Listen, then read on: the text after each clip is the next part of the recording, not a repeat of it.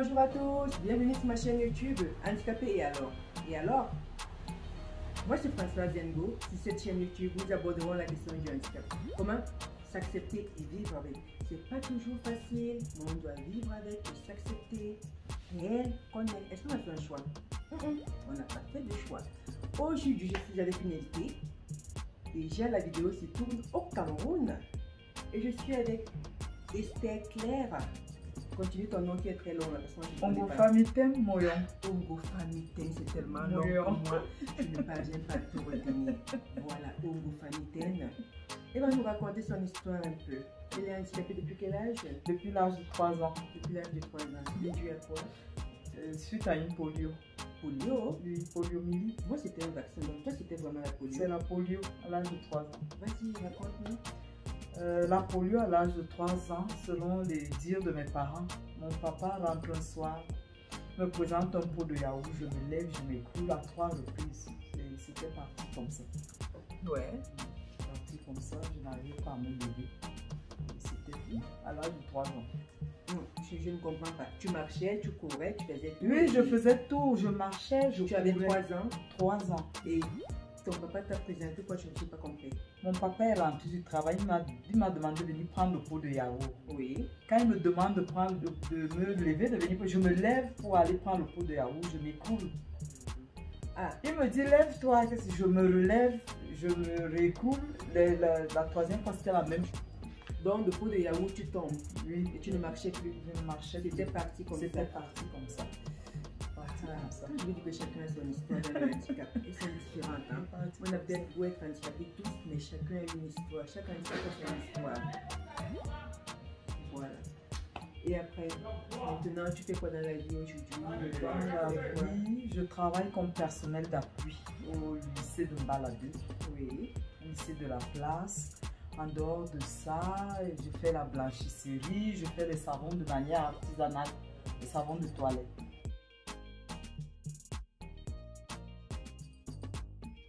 Je commercialise. D'accord, ok, les savons de toilette. Oui, les savons de toilette. Attends, je vais revenir un peu en arrière parce que je n'ai pas tout compris. Et depuis l'âge de 3 ans, donc comme tu es devenu handicapé, comment est-ce que ça se passe? Tu vis comment? Comment est-ce que tu vis ton handicap? Est-ce que c'est facile? Est-ce que c'est dur au quotidien? Tu le vis comment ton handicap? Est-ce que tu as eu des moqueries durant ton enfance ou bien on t'a accepté sans problème? Bon, au sein de ma famille, on m'a accepté sans problème. Mais sortir du cadre familial, c'est pas facile.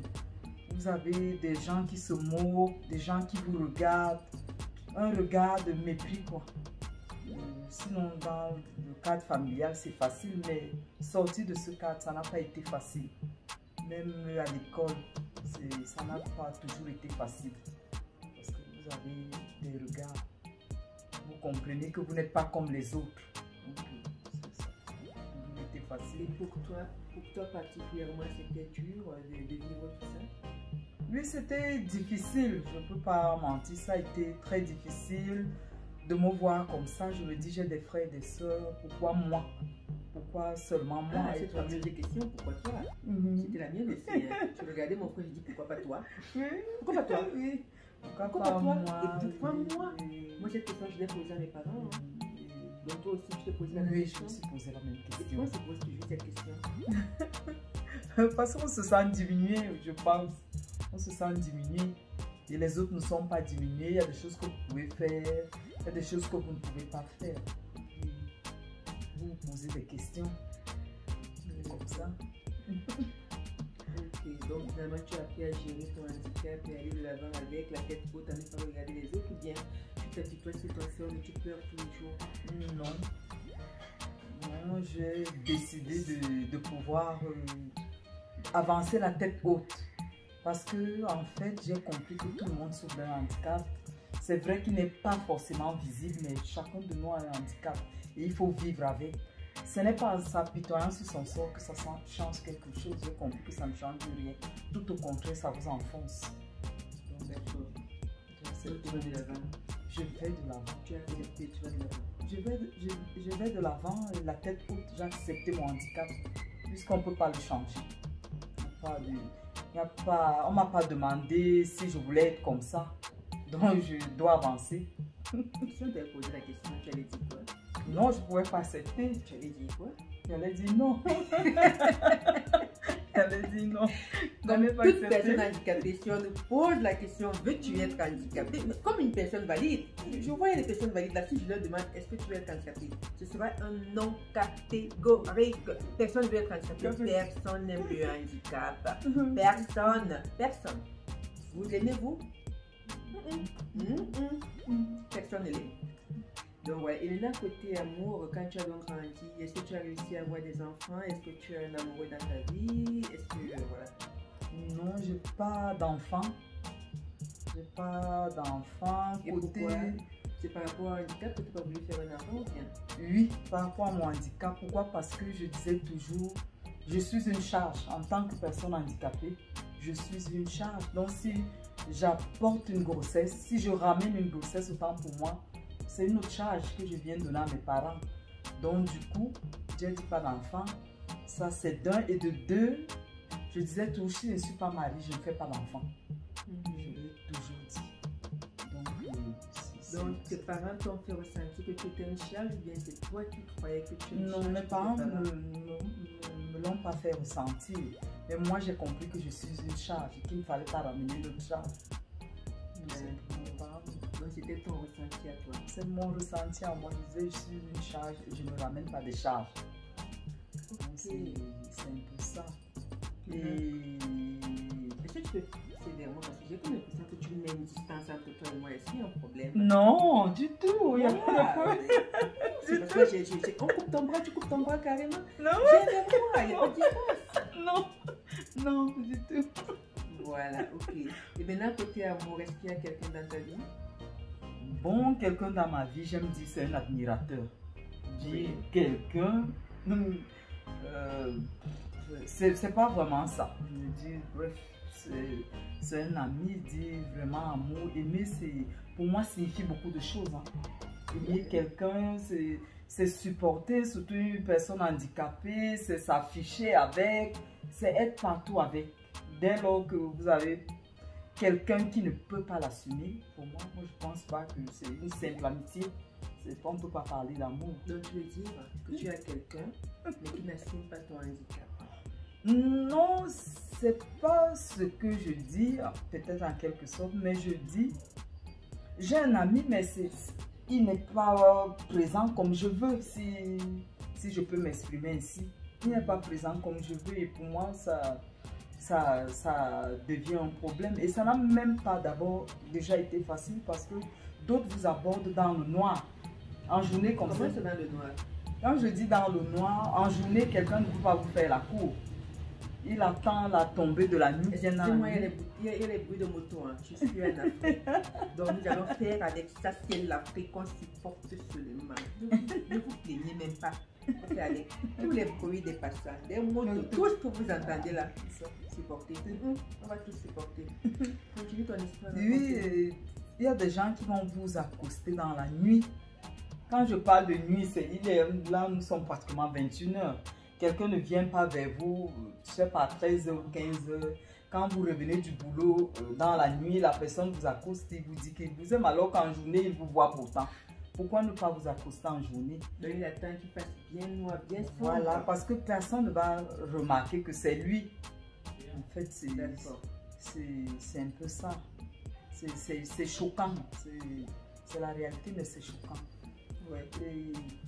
Alors que je suis un être humain comme tout le reste. J'ai besoin d'amour comme tout le monde. Comme tout le monde. J'ai besoin d'être un homme qui s'affiche avec toi et non qui vient te parler dans le noir. Non, on ne me parle pas dans le noir. Surtout comme mon prénom dit tout, je suis Esther Claire, je suis pas Esther Noire.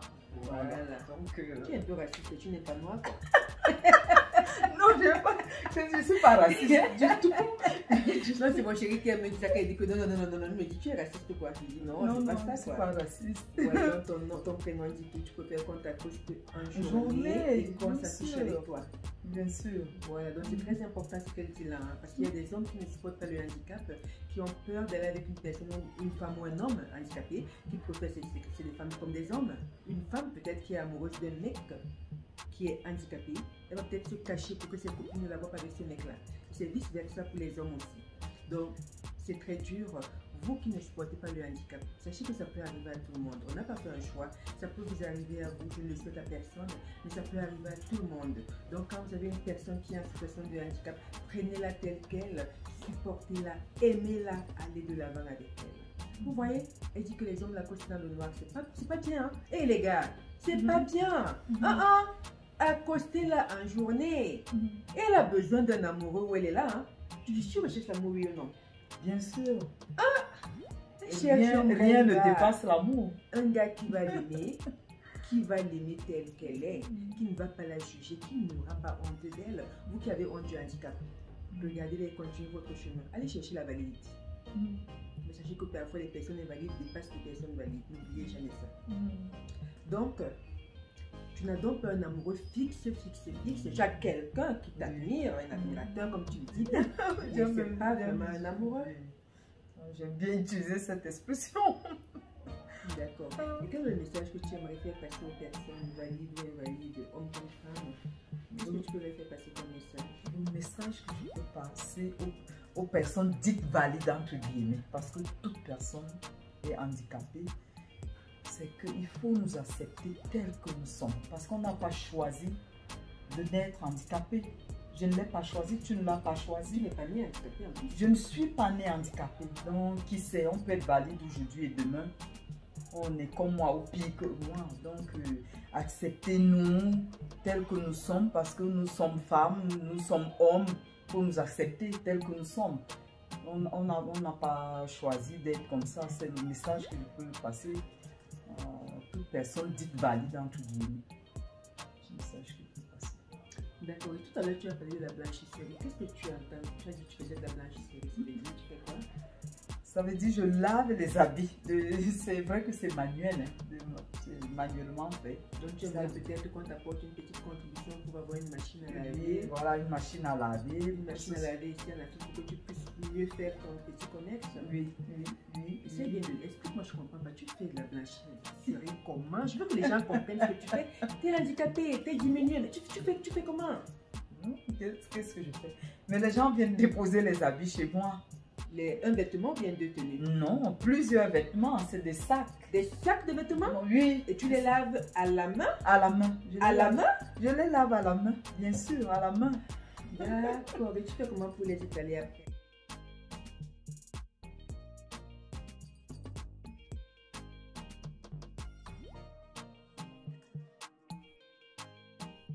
Et alors, comment tu fais pour les sécher? Je me fais aider.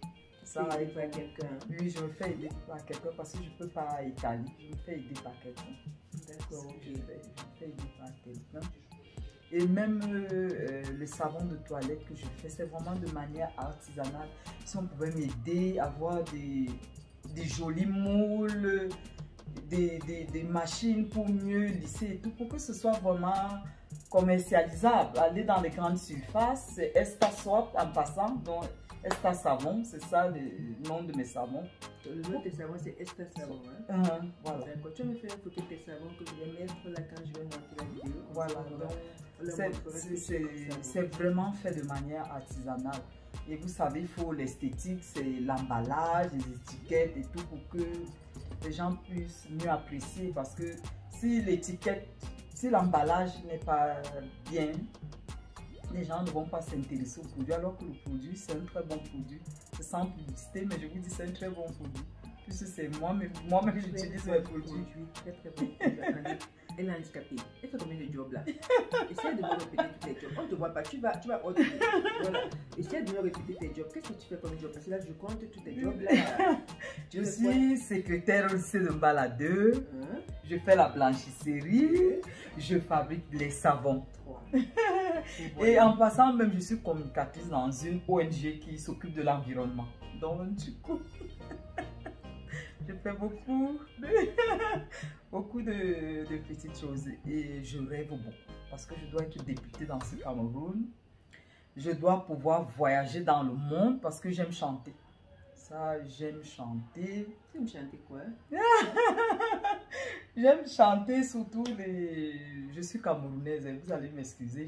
Je m'aime d'abord moi-même. Donc... Une seconde, un petit instant de chant, vas-y, montre-nous quelque chose.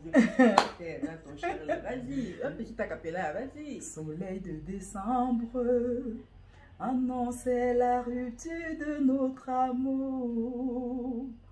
Tout est fini, on n'en parle plus. J'avais le cœur toujours à pleurer. Toi, tu avais toujours à rire. C'est là la raison de la rupture. Bravo! Attendez, le multitâche avec des talons. Elle a plein de talents.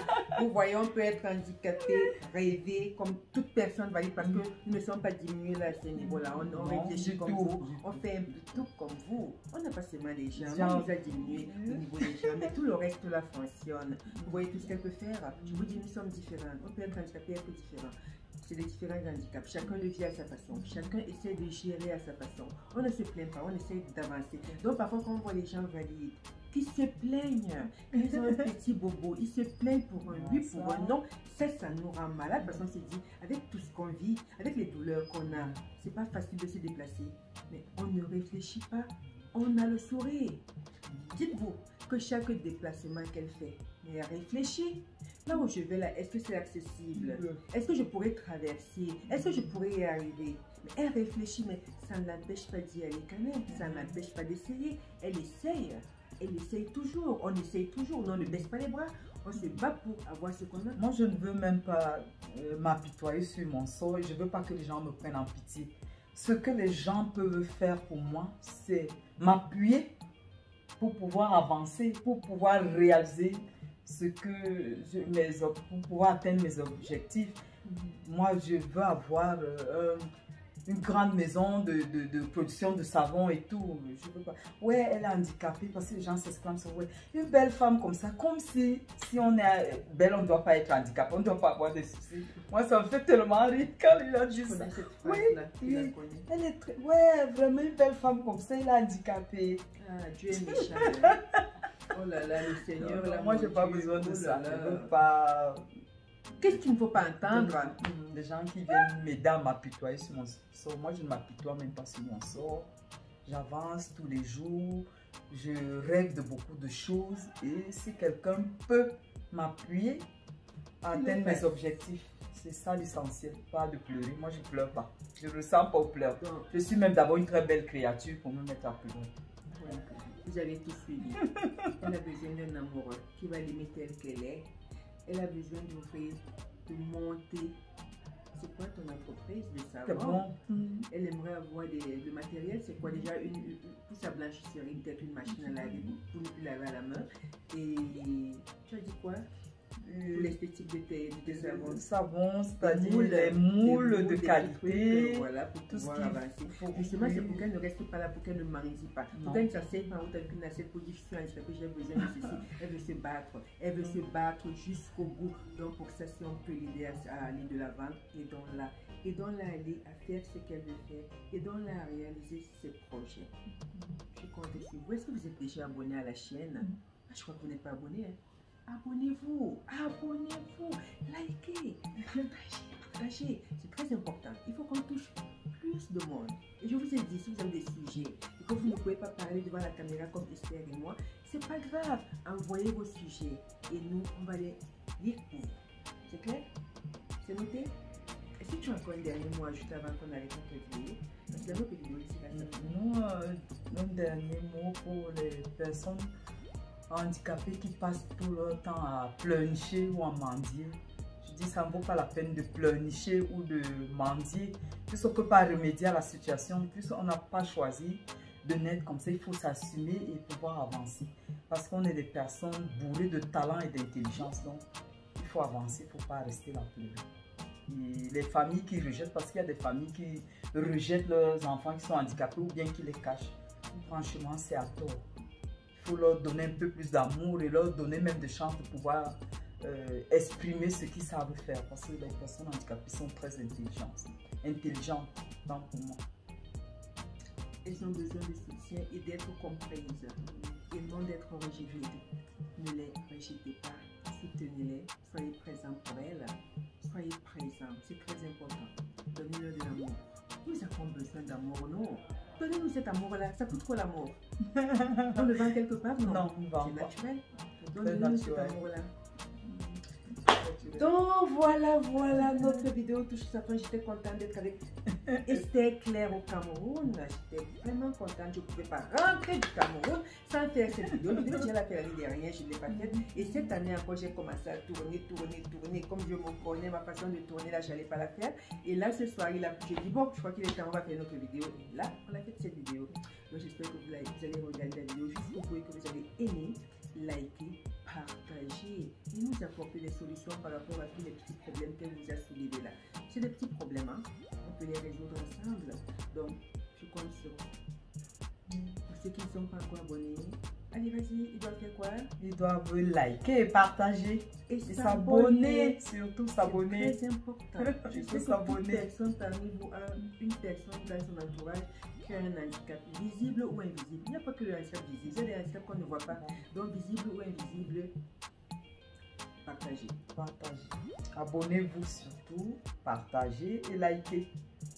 Sur ce, je vous retrouve très prochainement. Suivez-moi sur YouTube, TikTok. TikTok c'est Frankie de Monaco 7. Instagram c'est Frankie de Monaco 7. Sur TikTok, je fais des lives de rencontres. Qui veut trouver l'amour? Venez sur mes lives de rencontres. Tous les soirs de 22h à 2h du matin. Sur TikTok. Et en attendant, suivez-moi sur tous les autres réseaux sociaux et on se retrouve dans quelques jours, je ne sais pas quand, pour la prochaine vidéo. Je ne sais pas quel sera le sujet. On va se retrouver bientôt. Bisous, bisous. Bye.